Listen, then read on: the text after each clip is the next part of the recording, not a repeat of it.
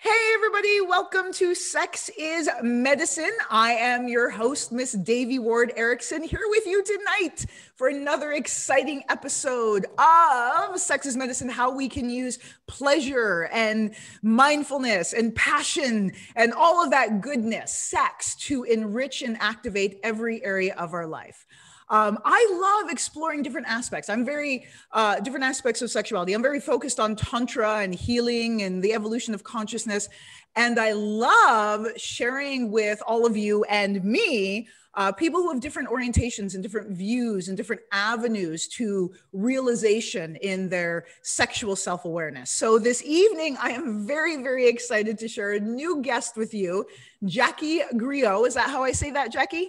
Yes, Jaki. Yay! Jaki is from Baltimore and has been a kinky queer sex educator since 2007, teaching at local and national events about her passion for sexual freedom, kink, and body autonomy. Jaki is a storyteller and sadomasochist who has a focus on creating sex-positive events for people of color. And you can follow Jaki Griot at Perverts of Color on IG, Instagram, or fetlife.com. Thank you so much for being with us, Jaki. This is exciting. Thank you for having me. Yeah. So how did you get into, like, what inspired you to want to explore the realm of sex education, particularly from the standpoint of sadomasochism? You know, that's such a big question. Okay. I know. Okay, I'm going to take it in chunks. So what got me interested in it is I knew I liked things that were different and weird and scary, like spicy food and horror movies. And I knew I was always a risk taker and, you know, try things. I'm bisexual, so I always want options. So somehow I guess I found out things I was doing were sadomasochistic. I didn't know specifically. I just knew that I liked a little bit of pain. But then once I got into kink, I started learning the language, meeting other people. And then I really wanted to show other people that they weren't alone. They weren't the only one. Because I remember feeling very much like I was the only person who had these disgusting, nasty fantasies, only to find out there's a community of people who have these disgusting, nasty fantasies. There's lots of us.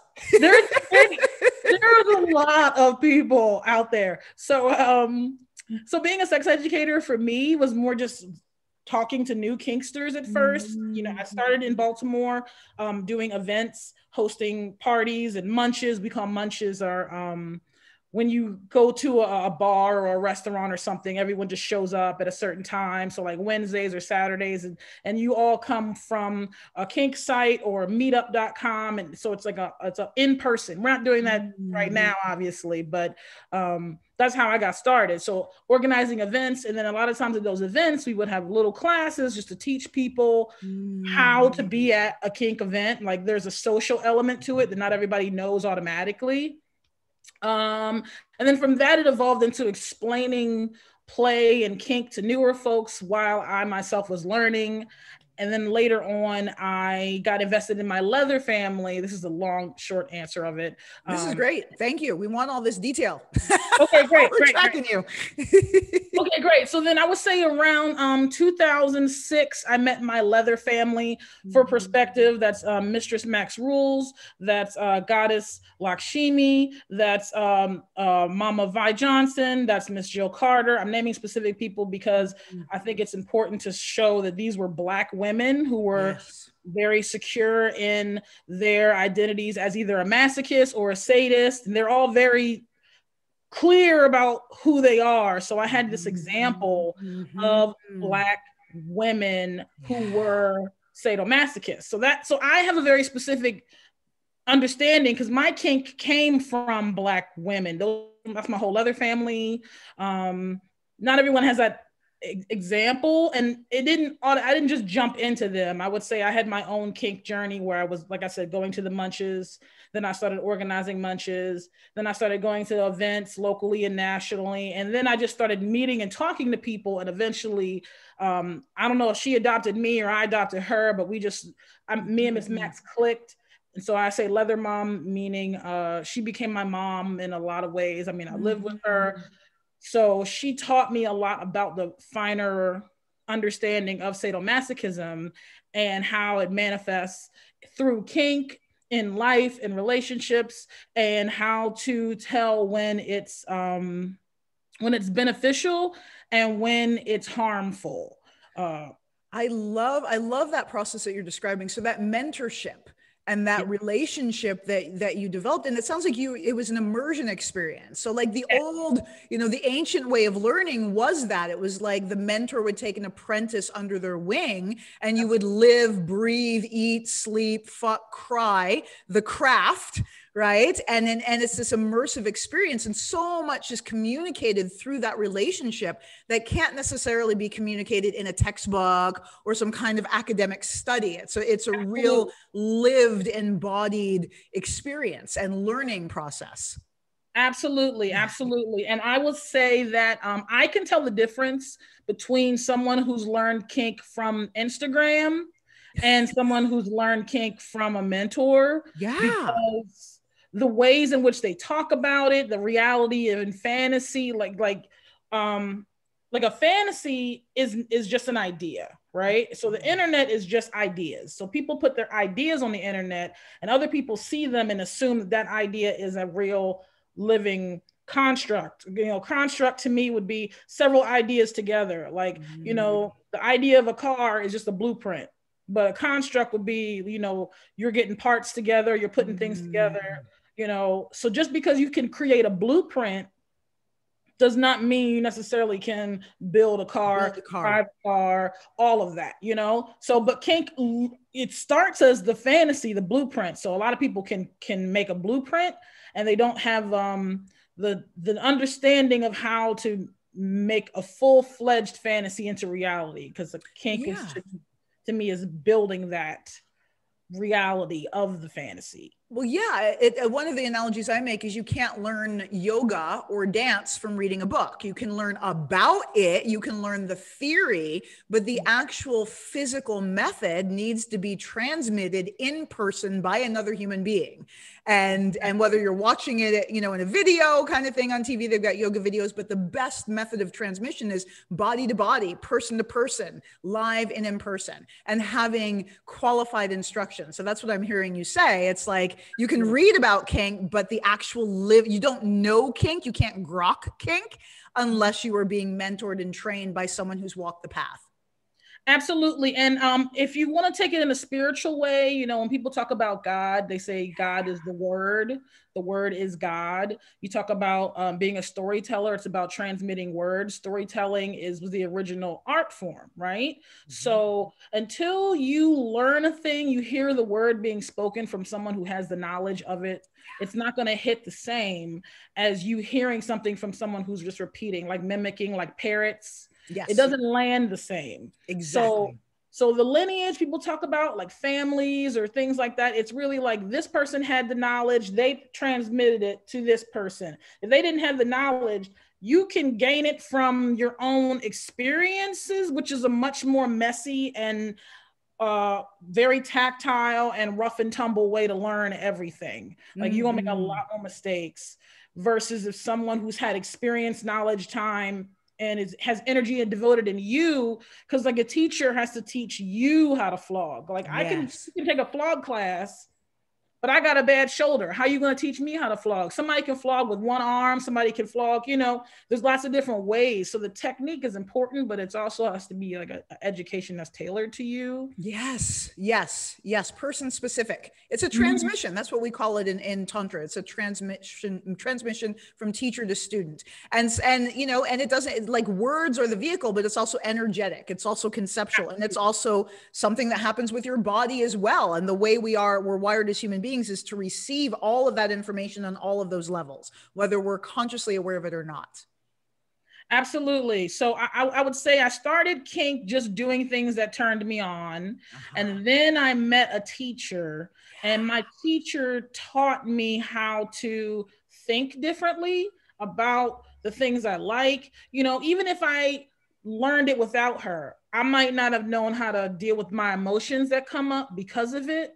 Being a sadomasochist does play with your mind, even in fun ways, but it changes how I interact with the world. I was telling this story Okay, this is silly, but I was telling this story about how I was eating a green chili. I was eating some lamb kebabs, and I ate what I thought was a string bean. I don't know why I thought it was a string bean, but it was a green chili. And so I had this whole like hot flames in my mouth. And so my masochist just kicked in, and I just kept eating. I kept eating. I was like, I don't care. I'm going to die, but I'm not going to stop eating this chili. You know, so like the way I live is different now because the way I deal with stimulus, what I consider pain and pleasure, is just different now. You know, that chili could have killed me 5 years ago, maybe, but now I'm not worried about it. I'm just crying and going through it. You know, like this is the moment of pain. I'm going to cry, and then I'm going to drink some water, and then I'm going to go to another moment.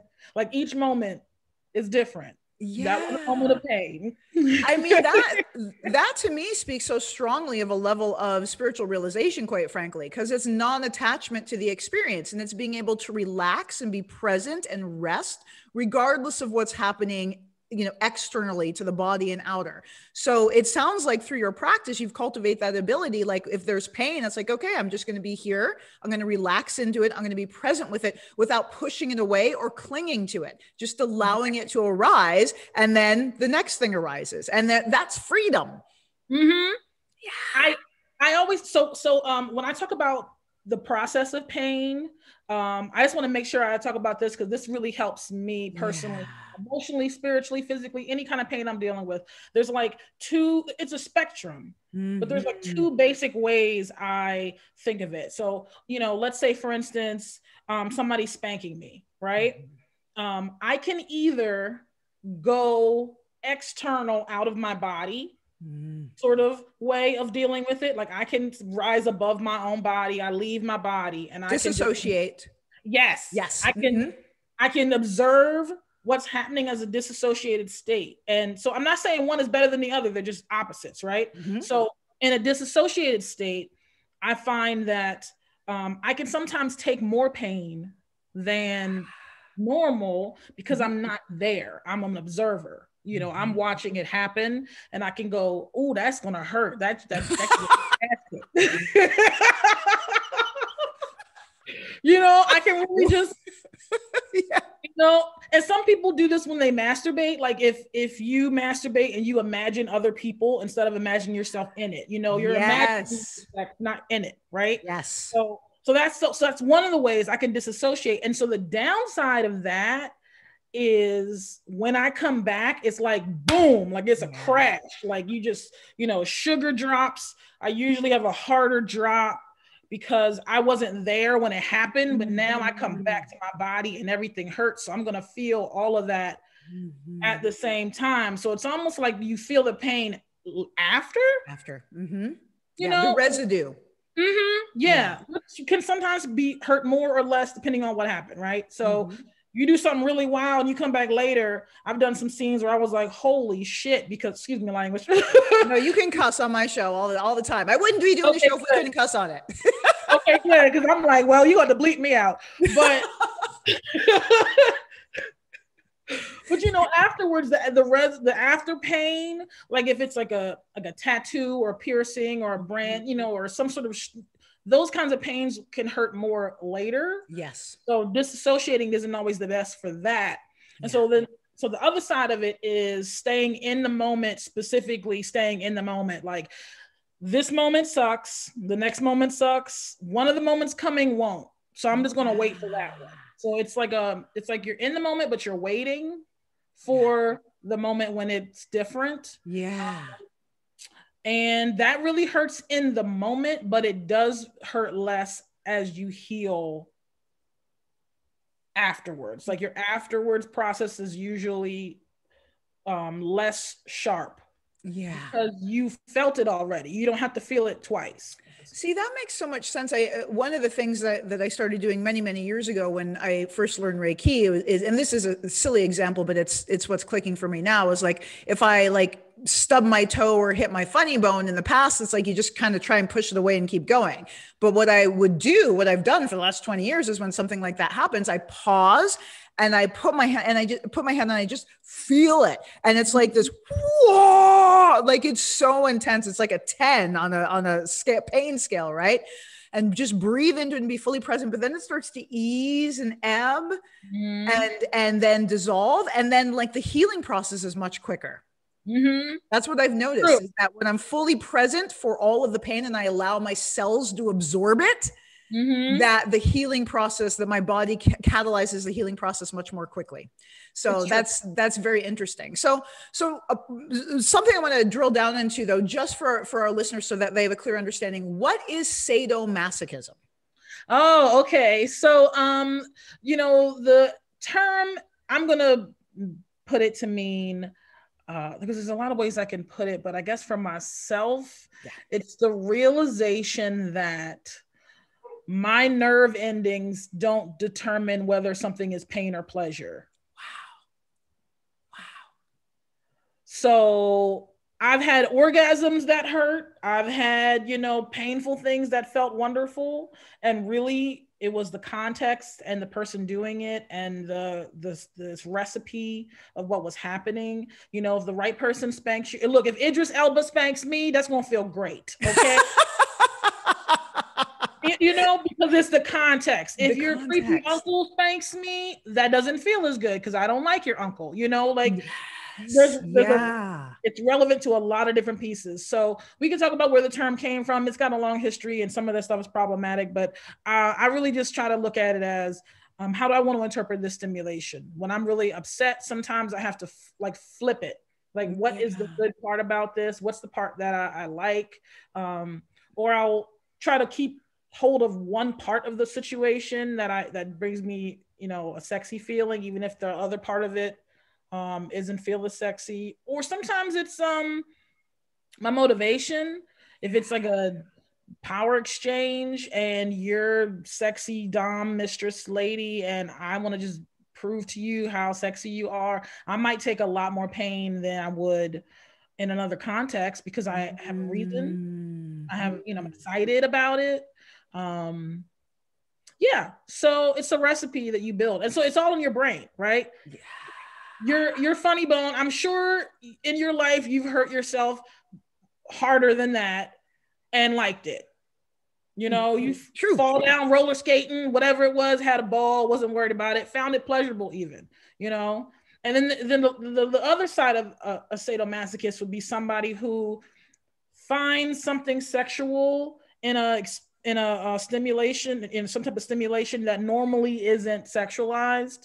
So for instance, people who get tattoos and piercings, a lot of them are really into the sensation of it. They find it maybe not sexy. I think sexy may be the wrong word, but they find it enjoyable. Yeah, I can say, having been on the receiving end of several tattoos, there were areas that were very, very pleasurable. Very pleasurable. And there were aspects that were really painful. And again, if I tried to withdraw, it almost became more painful. But if I could breathe into it, it was a meditation. It is. It's a meditation. Yeah. Well, that's what they tell us. All of the Buddhist teachers tell us that meditation is everything we do. It's walking, talking, eating. It's, you know, you're in the bathroom, you meditate, letting go of all the bullshit. You're in the shower, you meditate about washing your aura. It's all of it. So you know, so then the natural extension of that is, what is pain? What is pleasure? What are we grasping for? What are we shunning? You know, what types of pain are useful? The pain of birth. I've never given birth, but I've heard it's horrible. You know, it's not a fun experience. But then some people have these, you know, orgasmic experiences or spiritual experiences. Y'all are still going through pain. You're still, you know, it's still stressful, but you're motivated. And it gives you something, it's worth it. And that experience of doing it, there's also that feeling of, I feel like in this world, we don't have rites of passage like we used to. Yes, very much. Mm-hmm. Yeah. I've been through these experiences and I'm like, I am a bad bitch. Like I can do anything now. Like I can't believe, everyone's, people have sex with someone and they have a big dick and they'll be like, so-and-so's got a huge dick. You didn't even know I did that. You're just proud of yourself that you made it through some experience. At least that's how I feel. I just want to be like, you did that, girl. You a queen. So these feelings of overcoming some sort of a fear or adversity, that's a masochism too. Like a sadomasochism emotionally is definitely a real thing. So sado and masochism, my understanding is masochism, you enjoy receiving pain, and sado means you enjoy giving, and sadomasochism is a combination of both. Is that a correct interpretation? That's the correct interpretation. And so I'm trying to be as open to the terminology because, of course, with everything, there's these debates on what is and doesn't count and this, that, and the third. So I'm being a little vague intentionally, but in general, a sadist would be someone who enjoys inflicting stimulation on another, and a masochist is somebody who enjoys receiving stimulation. And so a sadomasochist in theory is some amount of both. It doesn't have to be even, Steven, and you don't have to like every type of pain. It's not that, you don't have to want every kind of pain. You're allowed to pick which ones you like. That's literally the point of choosing, like, build your own adventure. For like, I like needles. I do a lot of needles. I've done a flesh hook suspension. I've done like really extreme body mod stuff. So needles, piercings, tattoos, branding. I'm into that physical type of pain. Okay. But other pains I don't like at all. Like bondage, the constriction that comes with bondage, that doesn't turn me on. It's boring to me. That's just me. Not hating anybody else. But, kink gave me the language to be able to say clearly, I like this one and not that one. Whereas before, I may feel pressure to be some super masochist who has to like anything you come up with. That's not true either. Well, and I love that, because to me, it's pointing to how important it is to have a guide, to have a coach in this, because if you're just kind of left to your own devices, like, okay, well, I'm just going to read this on Instagram and watch 50 Shades of Grey, and now I know kink. Then again, there's this erroneous expectation that I'm required to like everything. If I like kink, that must mean I like everything, right? As opposed to having the understanding that this is actually a path of, it sounds like self-realization. It really sounds like a path of really learning and understanding yourself at a really deep core level, and advocating and having choice around what works for you, and the freedom to say no. And then also the freedom to say yes, and explore what that yes is, and expand more into that yes. Absolutely. Absolutely. And the caveat I would give is, it's really important to make sure that you know the difference between reality and fantasy, because if you do the thing, you are responsible for the outcome. You have to prepare for it. So if I know I like needles, I need to have a responsible top, clean equipment. I need to know that I can get scars. I need to know that, how blood-borne pathogens work. I need to educate myself. Like, there's a whole process. I don't just start sticking myself with dirty needles because I think it's fun. I want to make sure I'm doing it in a way, like the difference between hurting yourself and harming yourself. Yes. Right? Okay, let's talk about that. Yeah, sadomasochist, it is really hard to tell, especially if you're an emotional masochist where you like humiliation or degradation. You have sexualized a type of experience, but it's the fantasy of it is you want it done a specific way. You don't want everyone to call you a slut and a whore and a bitch. You want daddy to do it. You want, mistress to do it. You have an idea in your head. So being able to say, this is the thing I want in this context, makes it so that you're not being disrespected by anyone who thinks they have the right to say things about you. You have the right to choose when you're a hoe or a bitch or whatever you want to be. It's not a free for all for everyone. I love that. I'm hearing all about this whole thing is context specific, right? Yes, And that's the thing that gets lost in translation if you don't have expertise. Exactly. I wouldn't have even thought of that. Like, oh, well, I like being called a hoe. That means anyone can do it. But that's not true. It's right? not true. It's in the specific context, under these circumstances, in this container that I have consented to. Absolutely. I knew this really sweet girl on the internet, and her name was Pig Slut, something like that. And I said, baby girl, I can't call you Pig Slut. That's not your name for me. So you got to give me another name, if it's Julie or it's whatever. But I don't want to have that pig slut relationship with you. That what you're asking for is to be his pig slut or her pig slut or what, you know, you want a context. You don't just want to be mistreated by everyone. So we do it to ourselves too. That's why I'm saying you be really careful what you ask for. Because if I start calling you pig slut or whatever, you know, if I start treating you that way, and then whether you realize it, you're going to have feelings about it, not sexy ones. It's a process. Everyone goes through it. You can call me a bitch 100 times, but the one wrong time you say it, it's a problem for me. Yeah. So being really careful what you ask for. And then the flip side of that, because I'm I take it and I give it. I'm a sadomasochist specifically. So I give it as hard as I take it, because I'm a whole 100% 360 pervert. Gamut. The whole gamut. All the way around. So switches scare everybody. Bisexual switches scare everybody, because you never know.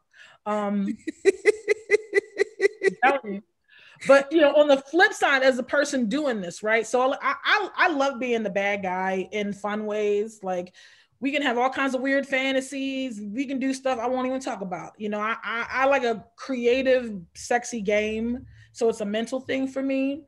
But as the top, if you want me to be your bad guy, like you want me to be the one who ties you up and calls you names and beats you down, there's got to be some other side to us, so that I'm not actually a motherfucker. Like, I have to not be an evil person for real. So we have to talk about when and how and where this shows up. What are the ways it shows up? How do I take care of you afterwards? If all I fill you with is bitches and hoes, and I don't have anything kind, that builds you up, there has to be the balance in both. And so kink is not just that dark side, it's the light side too, Balance. And that's what you're talking about, the difference between pain and harm. So harm would be without that balance. Harm would just be filling you up with bitches and hoes and pain, and then just like, bye.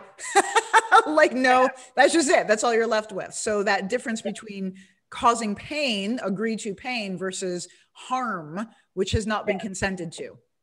Yes, I would say how you look after we're done matters. And that's not about the bruises. It's about afterwards, the legacy of us together. Do you look better after our experiences? Do you feel like it was consensual? Because you can do a lot of really fucked up things with someone and they'll feel fine. Yeah. So if y'all really created this fantasy together, at the end, it should be together project. It's not about one person being above the other. It's not about one person being lower than the other. So power exchange isn't about looking down or looking up necessarily. It's about playing your part in the game. We're all playing a game. It's a fun, I'm in the game, I'm the mistress and you're the submissive. We're in the game, I'm the whatever, we make the rules of the game. We figure out how to communicate in the game. The tools we're going to use, what we want to do, how we're going to clean up, how we're going to feel about it. I like to have an intention. So if I'm doing a pain, something that's painful, I like to have a focus. So I'm either focusing on my partner, or I'm focusing on getting into a meditative state, or I'm focusing on how good it feels, or I can have some sort of scenario in my head. But I like to have one other thing so that I don't have to just focus on the sensation. Sometimes that's too much, just something that can carry me through, like a vehicle that I can use to go through the experience, like a direction, right? So that helps me. That doesn't work all the time either. Even as a masochist, sometimes I don't want the same level of pain all the time. I'm not always on a 10. Yeah. I get bloated, I'm tired, my dog died, all kinds of stuff happens. I don't, and that's why you have to be careful what you ask for. Because if I'm the wrong kind of top and you're my bottom and I know you're going through a lot, but I want you to be on a 10. I got to beat you to the furthest limit of your, you know, a real responsible top never takes you past your limits. They take you to the edge. Wow. And then you either go over there yourself or they bring you back, but they don't push you. I'm just getting how nuanced and subtle and this is, and what a refined art it actually is to practice this ethically and responsibly. Like it is an art, and it requires study. It requires training to have the degree of expertise that someone would be safe to actually practice with you. Yeah, a lot of it is the person. I mean, that's really the biggest thing. I love therapy, so I love it when my partner's going to therapy. There's nothing sexier than that. Or if you're taking care of yourself, like, yes, I love that. So if however dark you want to be, you have to be able to be the counterbalance to that. You need to have the forethought to think of that. I shouldn't have to tell you, you got to be nice now because you've been a bad mamma jamma all weekend, or I don't have to tell you to stand up for yourself. If you're the submissive, you already know you're not going to accept me hurting you past where you feel comfortable. You speak up. Yes, advocate. That's the biggest fear for the tops, I will say, because a lot of folks look at the fantasies of things on the internet and assume that they want that exact thing.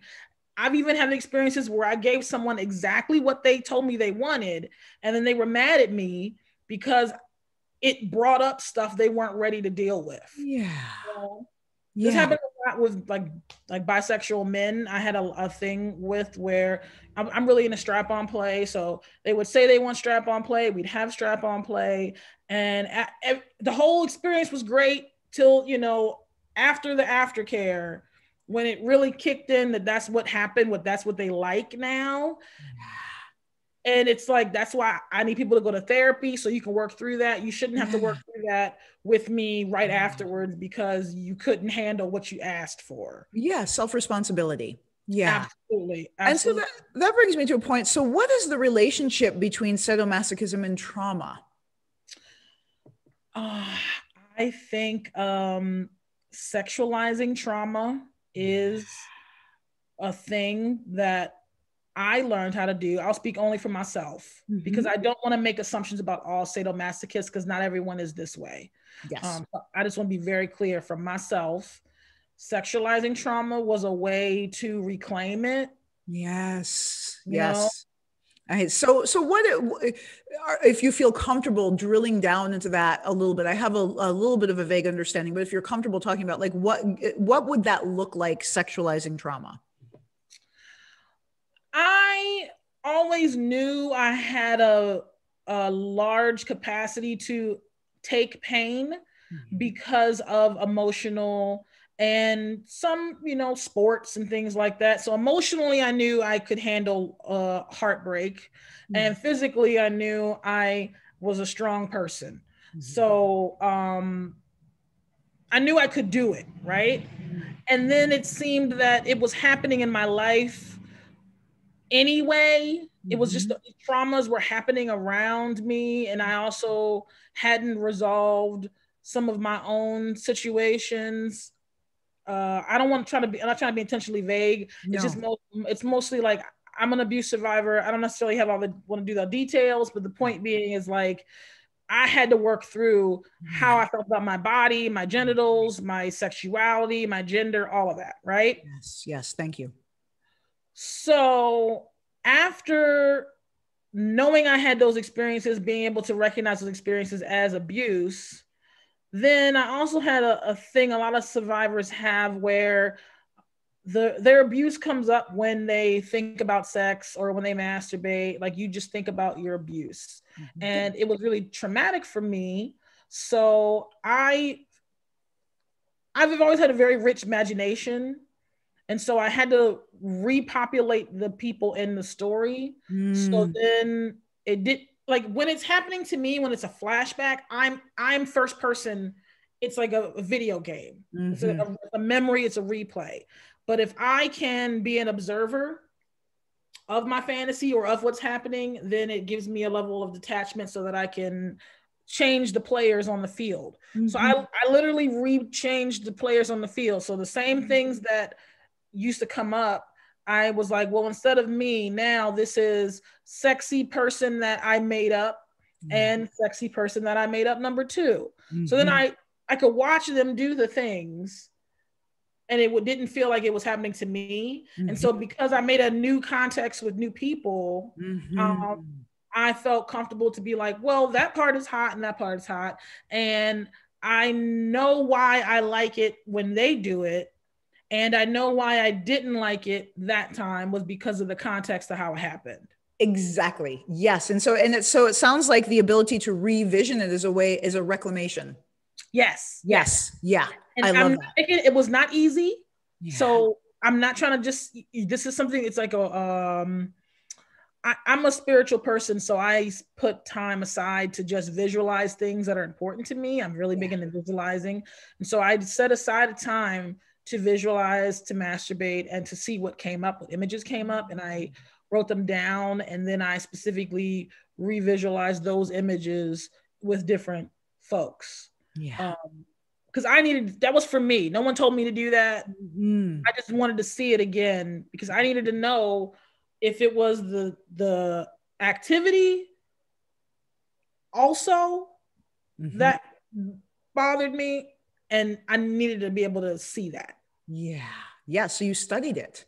I did. Yeah. I told y'all, I have such a rich fantasy life. It's almost like Inception or something in here. I'm telling you, I'll be going.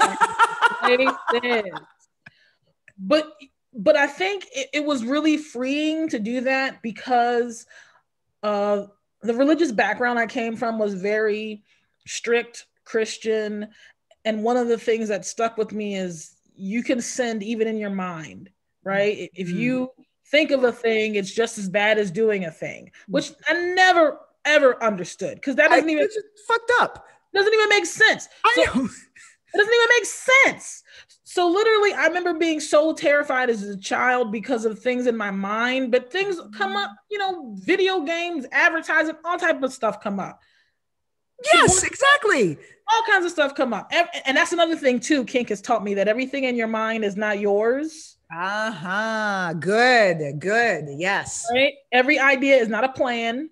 Every fantasy is not, so if it just because, it's like very Buddhist way of thinking, just because it goes through my mind does not mean it's mine. It's just passing through. It's a cloud. So some kink things they pass through and I go, no, that ain't it. And some things I go, oh, let me think about that. I'm gonna, pause on it and let it flesh out. And then just for a little while, it's a fun experiment. And then I let it go. Yeah. And then other things I really like, I write it down, then I like it. That's how I go. Yeah. So I love that. It's like choosing which thoughts and which fantasies to entertain, but not resisting them. It's like they come in and like, nope, thank you. No, don't want to play with you. And then being able to choose the ones you do want to cultivate and develop and play with. Absolutely. Yeah. I am very political in everything I do. So sometimes I'll think about stuff just because I want to think about it. I'm like, I want a trans person who is fat and is a sadomasochist and they're riding a horse. I don't know. I'll get real specific just because I also think thoughts are the beginning of things. Yes. So I'll put things out there just because I want it to exist in some form. And I do feel that even if I don't use that thought, I just put another cloud up there that somebody else can play with. Exactly. Yeah. Exactly. Yeah. Yeah. So that's how I think about fantasies. I'm always just thinking of little random things. This could be sexy, that's sexy. So if I see something I don't like, I'll look at it just long enough to be like, why don't I like it? And is there anything about it that I do like? Is it the context? Do I like the person? Do I like their shoes? Like, do I like any of it? So I'll pick what I like. And I have like a spank bank, like a closet of just things I like. I know I like these things. So whenever I want to think of something I want to populate for my fantasies, I can go in the closet and say, well, you like firefighters and you like this. So we can just create it and then masturbate it. Create it and masturbate it. All right, everybody. That is that's your homework. Create it and then masturbate it. And I love that you're talking about fantasies because because there's so many people that feel so much shame and guilt about their imaginations, right? Their fantasies. It's like we're not entitled to what's going on in our own fucking heads. Like nobody will know about it, right? But us, and it's in our head. And yet there's still that, like, the patriarchy and all that shit telling you what you're allowed to think and what you're not allowed to think.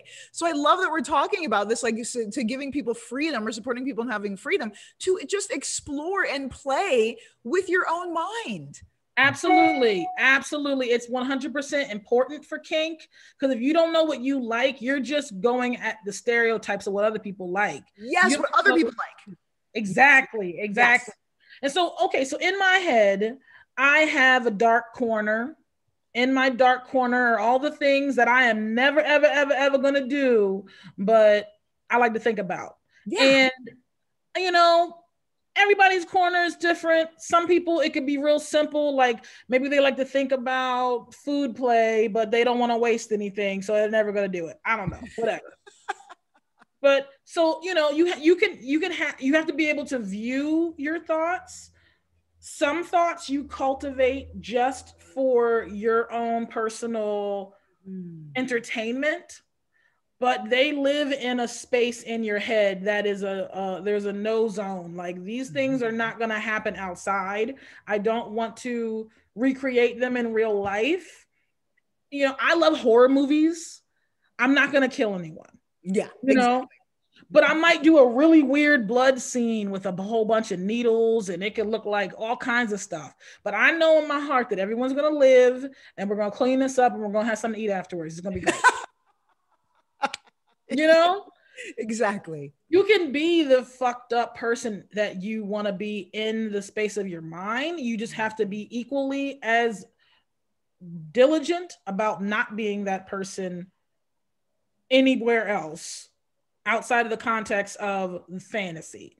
You know, playing it out is acting. There's props. No one gets hurt. Everybody leaves. It's like porn. Porn, exactly. That shit ain't real.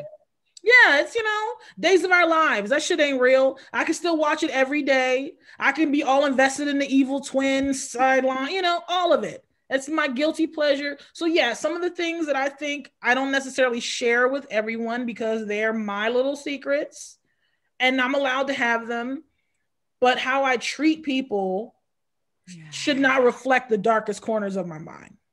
Wow. So what's coming to me is there are not a whole ton of people who have that much discipline in their own minds. That's one of the things we know about we teach in meditations.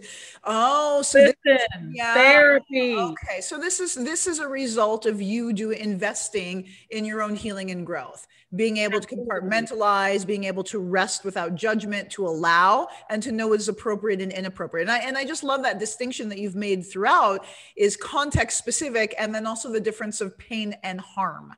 Right. Yeah. So exploring the nuances of pain, but like having really clear boundaries around causing harm. Yeah. I mean, there's always a effect. I've done things to my body. I have scars that maybe if I had thought them a little more through, I wouldn't have done, but you know, they're mine now and I'll throw some glitter on it and they're healed, you know, like they're not, my scars are scars. They're not open wounds. Yes. Affecting my life. I have not hurt myself, you know, to permanently, long-term permanent change. Yeah. The wounds I have, I could have got them roller skating or, you know, contact sports, right? And we do take these chances on a lot of other things. Yeah. It's just when we talk about sexual pleasure, it seems scarier. But if you wanted to skydive, there's all kinds of risks with that no one is necessarily talking about.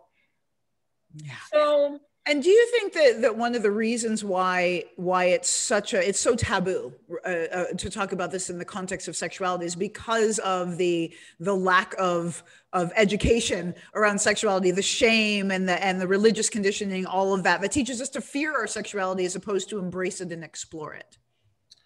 I absolutely do. I think that people get more powerful the more introspective they get about themselves. Amen.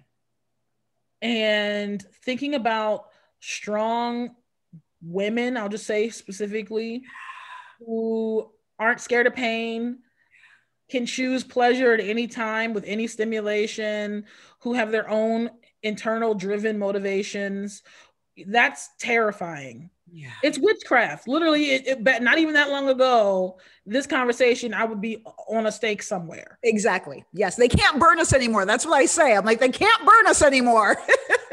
They tried to burn me and I'm a grenade. So they can try it if they want to.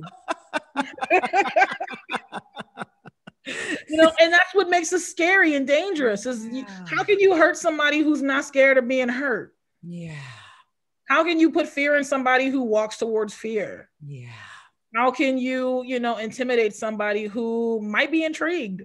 Mm-hmm. It just flips everything. Yeah. And it does change the way you look at a lot of things. Yeah. Whenever someone is like, you better stop or I'm gonna hit you. Why? You promise? Yeah. That already flips it. Nobody, what do you Yeah. And I have found that some, I'll say men in my experience have either been really, really intrigued by it in a way because it can be used against you. Mm-hmm. They can, convince you to use your powers for their benefit. Mm-hmm. And some people have been really scared of it. Mm-hmm. Somehow you feeling comfortable with body stimulus can affect them negatively or somehow. Honestly, I don't understand it myself, but I've noticed it brings up our own traumas, right? When we see someone else who's so comfortable and in their power, it shows us where we're not in that same place within ourselves.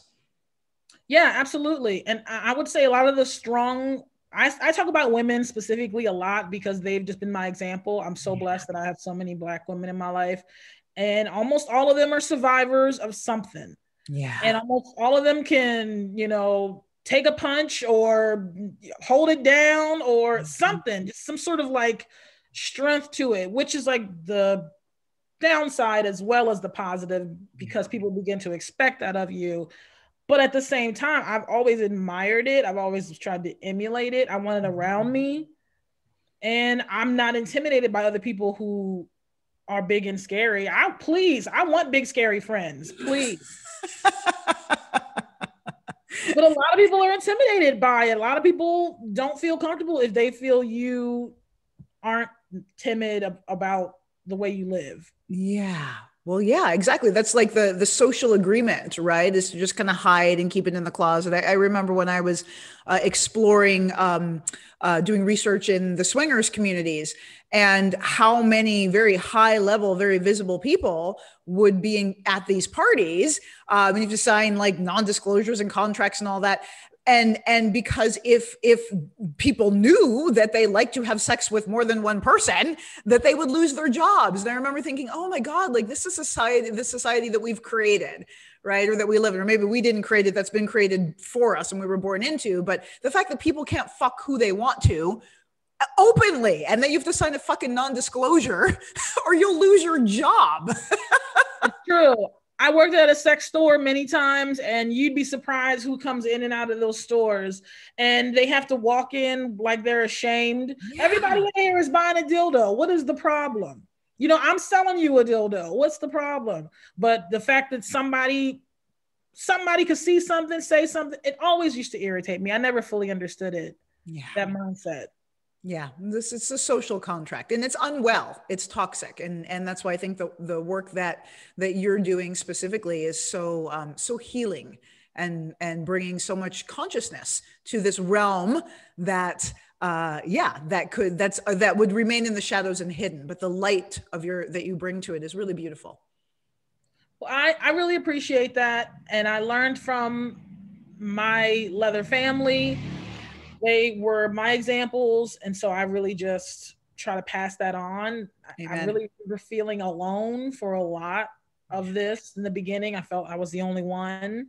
And so they affirmed for me that I wasn't. And I just really want to affirm for other people that you can find ways to do this. It is a lifestyle. Yes. So it changes how you think about what you want, how you interact with your body, your spirit, your life is just a little different. And you can't really go back. I don't know, even if I stop playing with other people today, even if I never had sex with another person today, I will always be a sadomasochist just because of the ways that I interact with the world. I look at things sharp and pointy a little too long. You know, I know it. And that's another thing too. We talk about harm. Yes.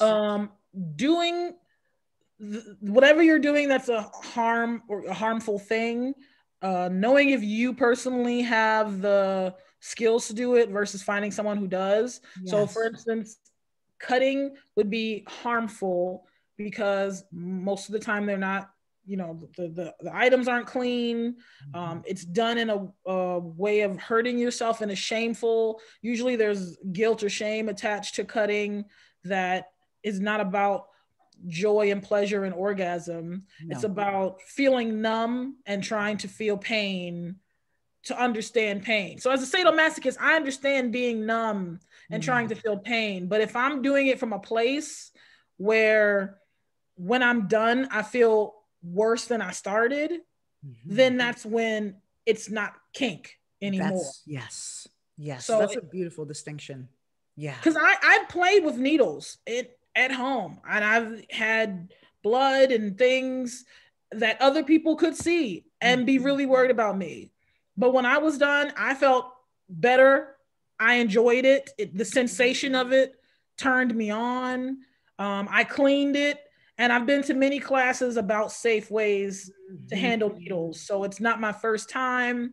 I don't have to hide my supplies from anyone. There's no person who's going to put me in a hospital because they see I have scratches on my legs. You know, I have autonomy to do it whenever I choose, and I could stop. I could talk about it publicly and I don't feel worried. No, right. So it's that. So the difference is there. Even the exact same activity. Yeah. It's right. Yeah. Well, unfortunately, we are out of time. So what I'm going to ask is that you once again share with everybody how they can get a hold of you, particularly because you put that call out to people who are feeling alone and on their own and really want some community around this. So how can people find you? Well, I am on FetLife as Jaki Griot.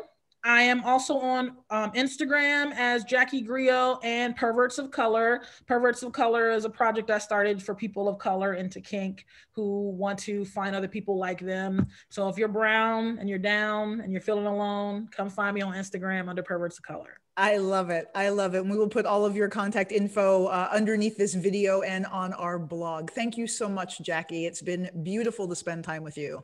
And it's the congruency. I love how you express this as a path of personal realization. Yeah, it's really beautiful. Thank you. Yeah. Yay. Yay, everyone. Well, thank you so much for joining us on this episode of Sex is Medicine. Please make sure you sign up for our weekly episodes delivered hot and fresh to your inbox every Saturday morning, and follow us too on Instagram, Twitter, Facebook, and all those fun places. Have a beautiful, beautiful rest of the week, and we will see you next week.